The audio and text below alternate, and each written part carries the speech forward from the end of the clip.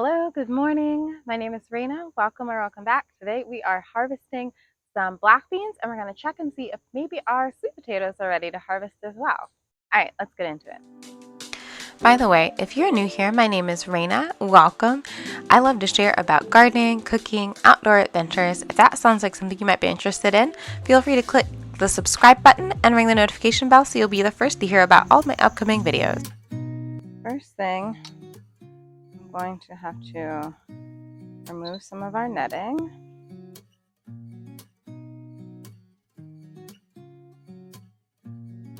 We've had some critter woes this year. We finally discovered that there is a groundhog that's been eating all of our vegetables. Probably in addition to other things, rabbits, deer, but groundhog, definitely the biggest culprit.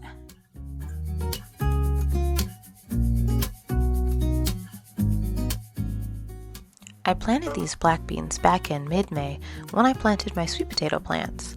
I planted alternate rows of sweet potato slips and black beans together, 3 rows of each in this newly created in-ground garden bed. They have been working together quite well as companions. If you didn't get a chance to see the video where I planted my black beans and sweet potatoes in this bed, I can link that in the description box below. This bed is a weedy mess. I have just allowed it to be that way. Because with the fencing, it's difficult to get in here. I decided to interplant my sweet potatoes with my black beans for nitrogen fixation. There was a study with common garden beans and regular white potatoes where planting the beans with the potatoes allowed for growing bigger potatoes. I was interested to see if this method could also work for sweet potatoes and black beans because those are 2 things that I like to eat, and so it made sense to grow them together.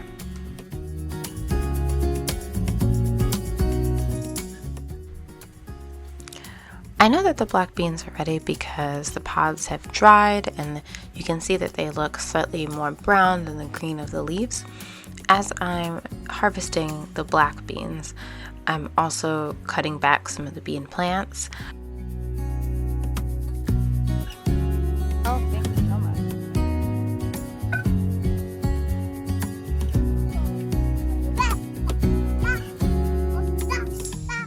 I'm getting the beans. Yeah. I think I'm going to cut back the bean plants as well, just because they're pretty much done. I don't think they're going to put on any more beans.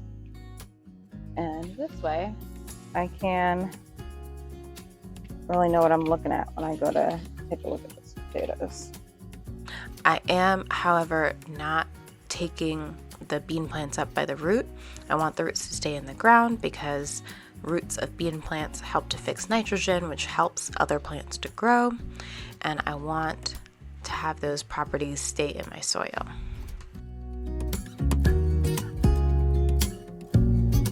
Oh, thank you. Wow.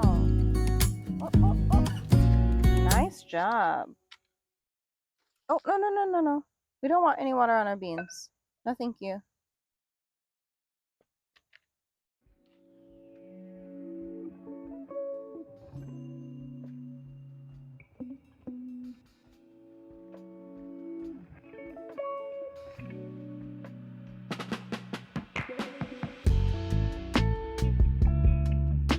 All right, so I'm gonna dig up 1 sweet potato just to see if they're ready yet.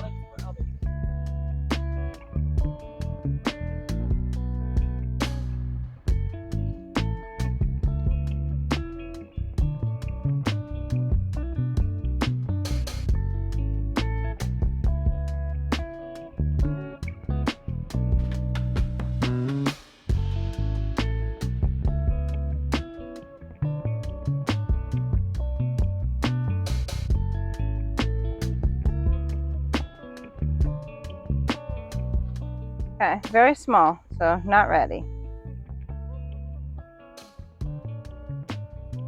I don't understand that because we've been watering them every day. Maybe this needs more time. And this one looks like it got eaten a little bit. Or I might have just bruised it when I dug it up. Go down a little further. There ended up not being any more sweet potatoes underneath the sweet potato plant, and I decided not to dig anymore because it didn't seem like they were ready. The green part of the potato plant hadn't died back yet. Sorry, not sure what I was trying to say here. The audio got lost, but it seems that the potatoes just aren't quite done yet, so I'm going to give them a little bit more time. I went back and looked at my footage from when I planted the sweet potatoes.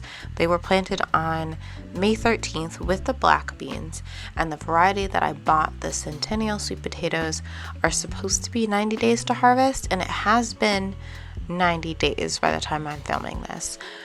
But I'm just going to give it 2 more weeks and check back again, dig up a plant and see how they're doing, because maybe they just needed a little bit more time. I'm not willing to give up on this experiment just yet. I still think it's possible that we can get great sweet potatoes this year if we give them a little bit more time.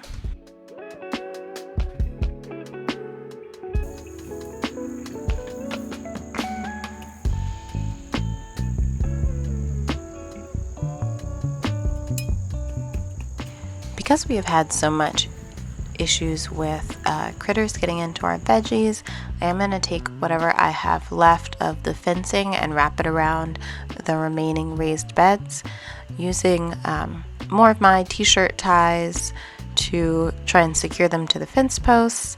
I didn't happen to have any zip ties or anything else with me when I was out in the garden, and I thought this would work just fine for a quick fix for fencing.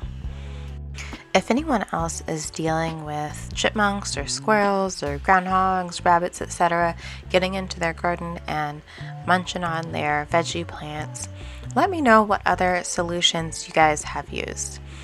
So far this year we're using the fencing. You can see on the fence post we have hung in stockings some of the Irish Spring soap, as well as I've planted some marigolds towards the front of our beds as well to try and ward off any pest animals. If you have other tips for keeping pests out of your garden beds, please share them in the comments below. I'd love to hear from you.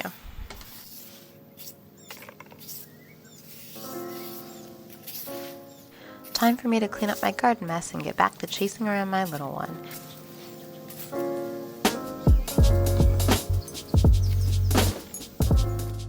Here's our harvest for today.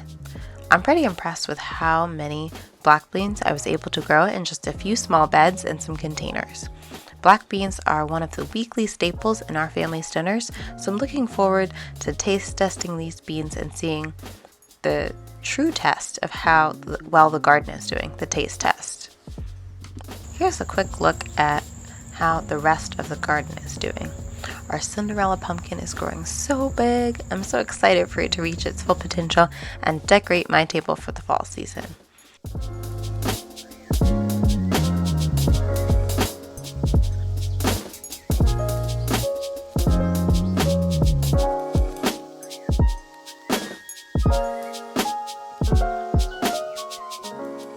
Thank you so much for sharing time with me today in the garden.